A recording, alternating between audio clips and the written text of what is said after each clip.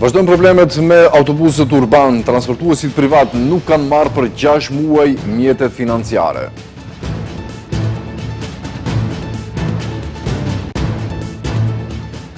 Gjykata miratoi aktakuzën për zjarrin tragjik në Koçan. Lënda përfshin 37 akuzuar si dhe 33 avokat.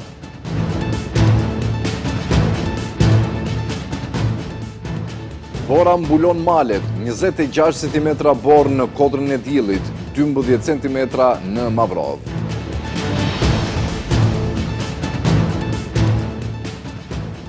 Izraeli sulmoi edhanien e fundit të flotilës globale, e cila kishte arritur që të çante blokadën.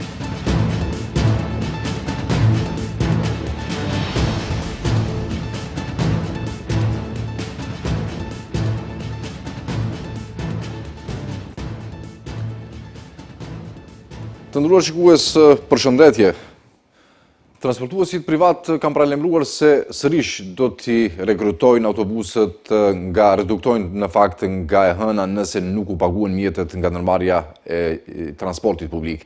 Transportuesit privat thonë se nuk kanë marrë pagë 6 muaj dhe se borxhi total ndaj tyre është mbi 170 milion denar. Në konferencën për media tyre erdhi paftuar edhe drejtori i ndërmarrjes së transportit publik Dragi Kushovski, i cili pranon se ka borxh, por këmbgulse borxhi po zvoglohet prej kur ai është në krye të ndërmarrjes së transportit publik. Mesdite e transportuesve pati edhe një përplasje verbale. Plata za koji mjesec zemate prašuam? Pa za septembri ja za mart zemave. За август и септември. Pa ja za mart zemave, drugare. Да. Za mart zemav сега, pa za koji mjesec mi dade pari? Може да не викаш. Një preskonferencë e thirrur nga transportuesit privat për shkak të borxhit që u ka ndërmarrja e qarkullimit publik u kthye në një përleshje verbale mes transportuesve privat dhe drejtorit të NQP-s Dragi Kushovski, i cili befas ju bashkua konferencës. Transportuesit privat thonë se nuk kanë marrë pagë 6 muaj dhe se borxhi total ndaj tyre është mbi 170 milion denar. Ata porosisin që nëse nuk paguhen deri të hënën, do të detyrohen të reduktojnë autobuset. Jasno je povekat, jasno je neka ne možemo... Është e qartë se nuk mund të durojmë më. Për shkak të qytetarëve, e përsëris, do të punojmë deri të hënën, shpresojmë në mirëkuptim se do të na paguan paratë dhe ne do të vazhdojmë. Nuk ka asnjë politik, problemi vetëm janë paratë. Drejtori Dragi Kushovski pranon se ka borxh, por këmbgulse borxhi po zvoglohet prej kur ai është në krye të NQP-s. Спрема приватните превозници се плаща. Ndaj transportuesve privat po paguan borxhet me mundësi tona dhe që kur kam ardhur unë borxhi është zvogluar. Borxhi nuk është as sa thonë ata. Mendoj se duhet të ndalojmë se manipuluarit qytetarët edhe se ndërmarrja e qarkullimit publik i lëshon të gjitha autobuset të vozisin. Mungesë autobuseve, jemi të vetëdijshëm se ka. Borxhi është rreth 60 milion denar. Ти казвам дека долгот се намалува, не дека не се намалува, стои долгот. Јас не ти должам пари, JSP ti должи пари. Pa Разбираш, si да. ti? Pa јас сум JSP. Me muaj të tërë, qytetarët po përballen me mungesë të autobuseve dhe janë ata që i vuajnë pasojat më të mëdha nga këto mosmarrëveshje mes transportuesve, NQP-s dhe qytetit të Shkupit. Është plotësuar aktakuza për dosjen gjyqësore për zjarrin në diskotekën Puls në Koçan. Gjykata penale Shkup njoftoi se lëndat përfshin 37 akuzuar si dhe 33 avokat. Gjykatëse e lëndës është caktuar Diana Grujevska-Ilievska. Gjykata penale Shkup miratoi plotësisht akuzat për zjarrin në diskotekën Puls në Koçan. Bëhet fjalë për lëndën me 37 akuzuar dhe 33 avokat, i cili me vendim të Gjykatës Supreme do të mbahet në gjykatën e Shkupit.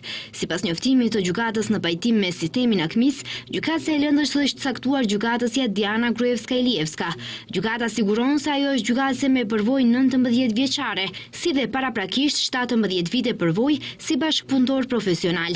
Nga gjykata penale ka njoftuar se pas pranimit të aktakuzës nga prokuroria ishin paraqitur disa probleme, kryesisht me dorëzimin e aktakuzës të të gjitha palët. Siç shpjegojnë ata, ishte jashtëzakonisht e vështirë të gjendeshin të gjithë të dyshuarit, sepse masa e paraburgimit për shumë prej tyre ishte zëvendësuar dhe kishte edhe vështirësi në gjetjen e disa prej avokatëve mbrojtës në zyrat e tyre. Gjithashtu, dy gjykatës duhet të përjashtoheshin nga Këshilli i Vlerësimit të aktakuzës. Gjykatësia Biljana Kocevska kërkoi tërheqjen e saj sepse vajza e saj është avokate mbrojtës mbrojtëse për disa nga të dyshuarit dhe gjykatësja Branka Naumovska për shkak të një marrëdhënieje familjare me njërin nga viktimat. Gjithashtu për shkak të konfliktit të interesit, gjykatësi Ivica Stefanovski u largua nga veprimi në Këshillin Penal. Në zjarrin në diskotekën Puls ndërruan 62 persona dhe mbi 200 të tjerë u lënduan. Këshilli i ankesave i Gjykatës Supreme në seancën e sotme me solli vendim me cilin e konfirmoi vendimin e Këshillit Gjyqësor për shkarkimin e gjykatësit të apelit Enver Bexheti. Ai shkarkohet për shkak të shkeljes së rëndë disiplinore që e bën të padenj për të kryer funksionin gjyqësor. Shkarkohet përfundimisht gjykatësi i apelit Enver Bexheti. Gjykatësi, i cili ruante në sirtar lëndët e Sasho Mjallkovit derisa ato të vjetroheshin, në dhjetor të vitit të kaluar u fut në listën e zezë së SHBA-s për shkak të korrupsionit të konsiderueshëm dhe marrjes së rishfetit nga Mjallkov. Ai u shkarkua më 27 maj nga Këshilli Gjyqësor, por Bexheti ankimoi vendimin dhe Këshilli i ankesave i Gjykatës Supreme në seancën e sotme solli vendim me të cilin e konfirmoi vendimin e Këshillit Gjyqësor. Këshilli i ankesave i Gjykatës Supreme të Republikës së Maqedonisë së Veriut në seancën e mbajtur më 3/9/2025 miratoi vendimin me të cilin konfirmon vendimin e Këshillit Gjyqësor të Republikës së Maqedonisë së Veriut të datës 26/5/2025. Vendimin e publikoi edhe Këshilli Gjyqësor, i cili thekson se gjyqtari Bexheti shkarkohet për shkak të shkeljes së rëndë disiplinore që e bën të padenj për të kryer funksionin gjyqësor.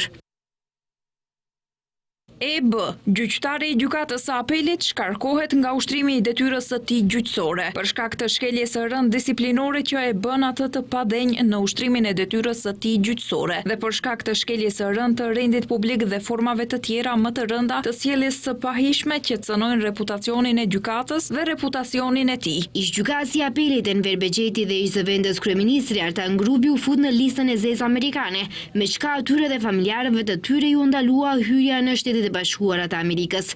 Grubi dhe Bexheti dyshohet dhe janë të përfshirë në korrupsion të madh, për shkak se kanë pranuar rishfet nga ish-drejtori i DSK-s Sasho Mjallkovi, ndaj të cilit udhëhiqeshin disa raste gjyqësore. Tashmë dihet se si do duket pamja dhe përmbajtja e fletvotimit për zgjedhjet lokale. Antarët e Komisionit Shtetëror Zgjedhjeve sot miratuan edhe udhëzuesin për plotësimin e procesverbaleve, i cili shërben për sqarim, precizim dhe lehtësim të punës së këtyre këshillave gjatë përcaktimit të rezultateve të votimit në përvendvotime. Komisioni Shtetëror Zgjedhor në mbledhjen e 139 ka përcaktuar pamjen dhe përmbajtjen e fletvotimi për zgjedhjet lokale. Kryetari i KSZ-s Boris Kondarko sqaroi se fletvotimi për zgjedhjen e kryetarit të komunës përmban emrin e fletvotimit, numrin e fletvotimit, vendin dhe komunën, emrin dhe simbolin të propozuesve të listave, numrin e rendor, emrin dhe mbiemrin e kandidatëve sipas të dhënave nga regjistri civil.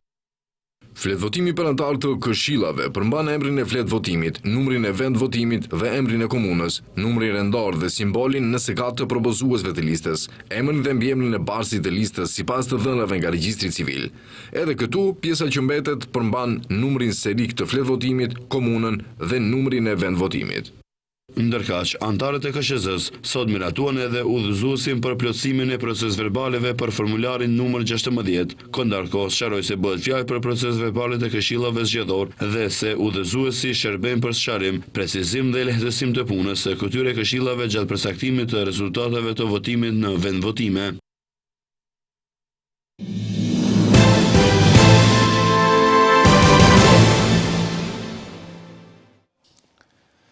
Kandidati i VMLO-DPMN-s për qytetin e Shkupit Olse Gjorgjevski premtoi se projekti që do trajtohet me urgjencë me ardhen e tij është ndërtimi i bulevardit Svetan Dimov, një nga rrugët kryesore që lidh 3 komuna me qendrën. Ai tha se gjendja në të cilën është aktualisht bulevardi përbën rrezik për qytetarët dhe vozitësit, po edhe është infrastrukturë tete amortizuar dhe shkakton kaos. Gjorgjevski sqaroi se bulevardi Svetan Dimov do të ketë 6 kursi. Veç bulevardit, Gjorgjevski premtoi edhe garazh në katën e afërsitë të qendrës tregtare Çajshanja. Në bazë të projektit që kam për Shkupin, ky bulevard do të ketë 6 korsi për bicikleta, ndriçim, trotuare dhe gjelbrim, me çka mendojmë se do të zgjidhet kaosi që është aktualisht. Paralelisht me rrugën, do të fillojmë edhe ndërtimin e garazhës në kate, e cila do të jetë në afërsi të qendrës tregtare Çajshanja. Kandidati LSDM-s për kryetar të komunës Gazibabës, Vlatko Mitkovski, në vazhdën e fushatës ka premtuar ndërtim të një objekti të ri për qerë dhe fëmijësh me kapacitet për 160 fëmijë.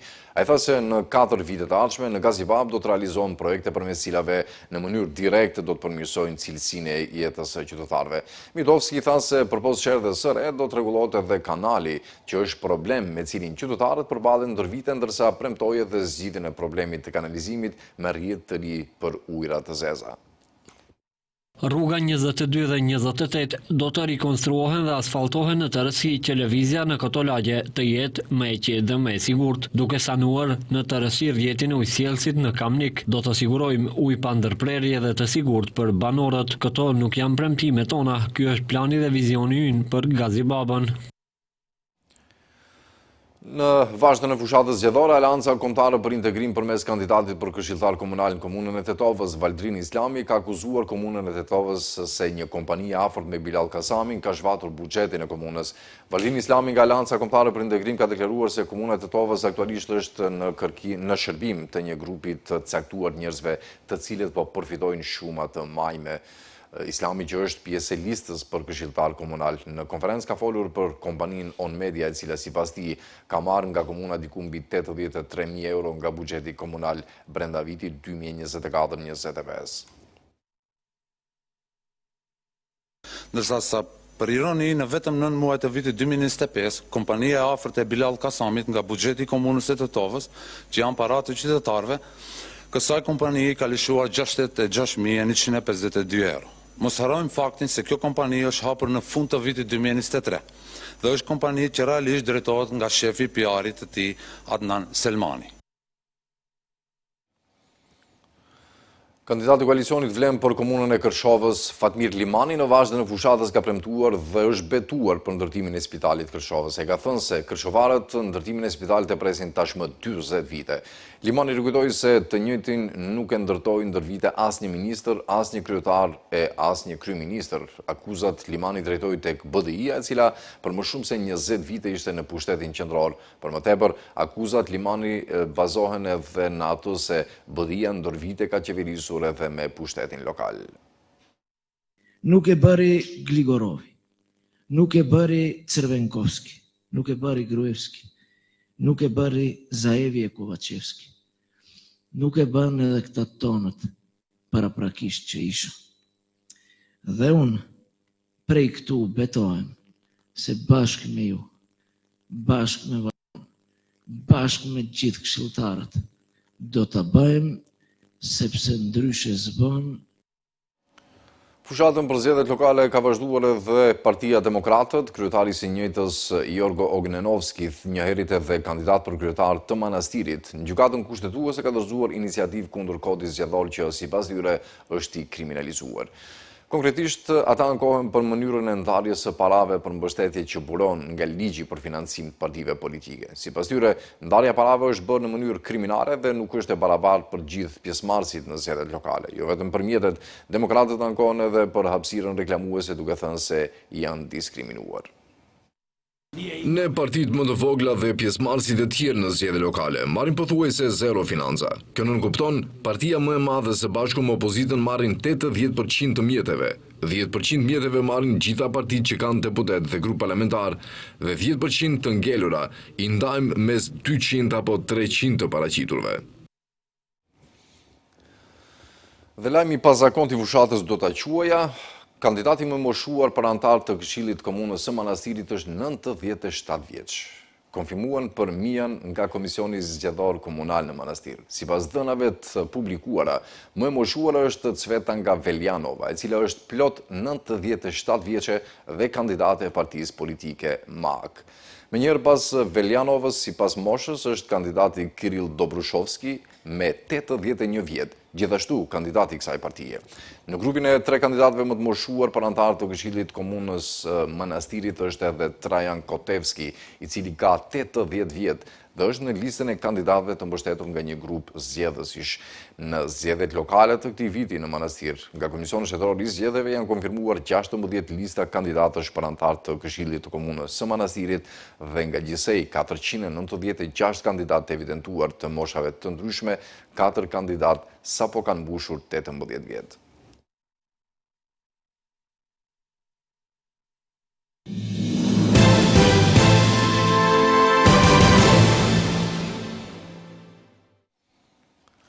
Organizata ndërkombëtare për drejtat e fëmijëve UNICEF u ka bërë thirrje kandidatëve të partive politike që të mendojnë për drejtat e fëmijëve. Organizata kërkon promovimin e ushqimit të shëndetshëm në shkolla, mbështetje për fëmijët në rrezik nga varfëria, zgjerimin e shërbimeve për edukim parashkollor, zbatimin e orarit me një turn për të gjithë fëmijët.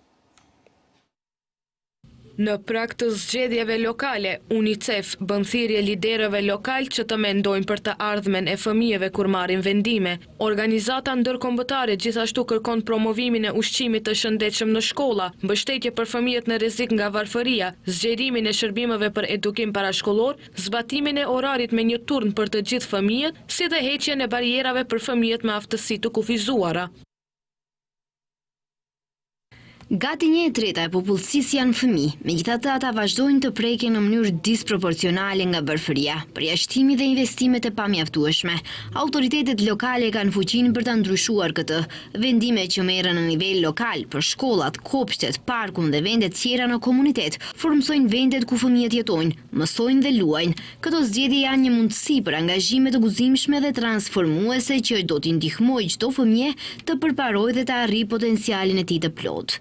Siç njofton UNICEF, fëmijët gjithnjë e më shumë rriten në mjedise me ushqim jo të shëndetshëm, që nxisin ushqyerje të dobët, shtim në peshë dhe rreziqe afatgjata për shëndetin, dhe sipas tyre shkollat duhet të ofrojnë një mjedis të sigurt që nxit zhvillim të shëndetshëm.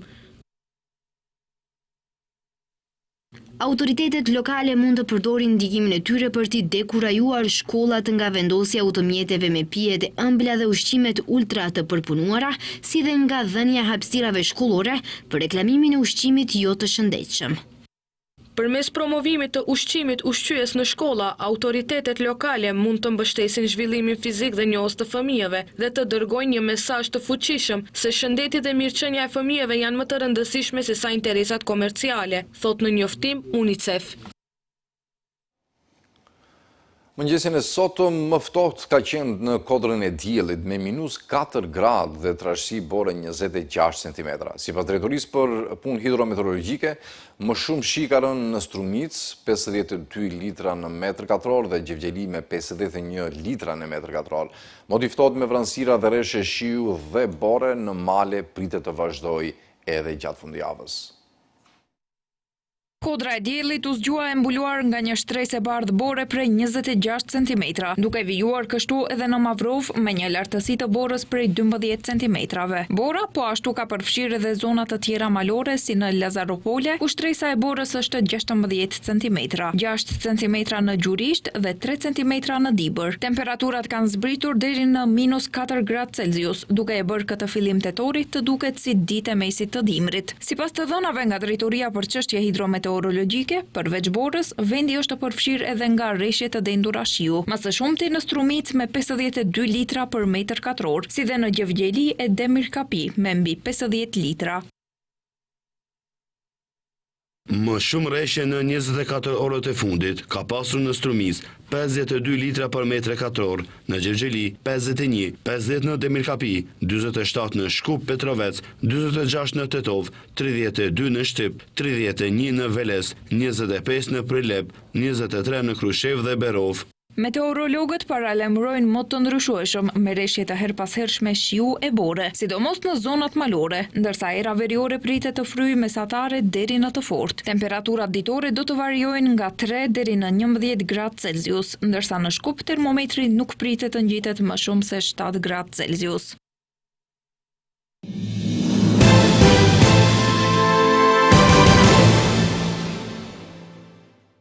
Vazhdojmë mëtej me lajmet. Prokuroria specializuar e Hagës ka refuzuar pranimin e disa provave materiale të mbrojtjes Jakub Kresniqit, të cilat kanë të bëjnë me krimet e forcave serbe në Kosovë. Madje, hedhja poshtë dokumenteve dhe raporteve të prezentuara është bërë me një shpërfillë dhe terminologji të rëndë kundrejt këtyre ngjarjeve që përfshin masakrën dhe popullsisë civile shqiptare gjatë luftës.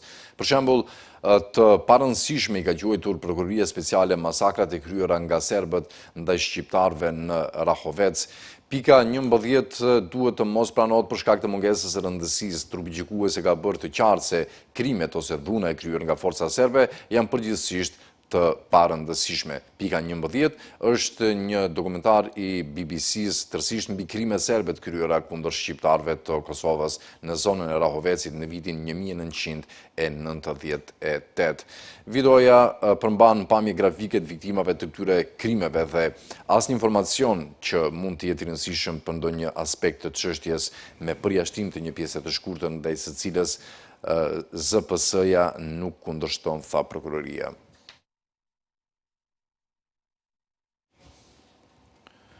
Izraeli ka sulmuar anijen Marinete, të vetmen të mbetur të flotilës globale Sumut që shkonte drejt Gazës në ujërat ndërkombëtare.